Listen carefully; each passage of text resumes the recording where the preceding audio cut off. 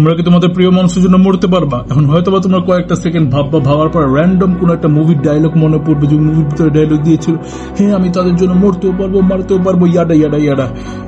কিন্তু এখন যদি আমি তোমাদেরকে জিজ্ঞাসা করি, তোমরা কি তোমাদের প্রিয় মানুষের জন্য বেঁচে থাকতে পারবা? বেঁচে থাকার মানে আমি কি বুঝাচ্ছি, এইটা না যে এখন তোমরা যেভাবে বেঁচে আছো সত্যিকার অর্থে বেঁচে থাকতে পারবা, মানুষরা যেভাবে বেঁচে থাকে।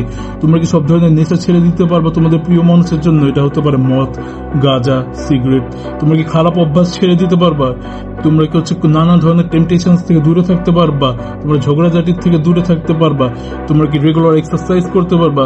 তোমরা কি তোমাদের নলেজ ইনক্রিজ করতে পারবা? তোমরা কি হেলদি ফুডস খেতে পারবা? তোমরা কি জাঙ্ক ফুডস ছেড়ে দিতে পারবা? তোমরা কি ডেইলি ঠিক সময় উঠা, ঠিক সময় ঘুমাতে পারবা? তোমরা কি তোমাদের ইনকাম ইনক্রিজ করতে পারবা? তোমরা কি তাদের সাথে আরো বেশি টাইম স্পেন্ড করতে পারবা?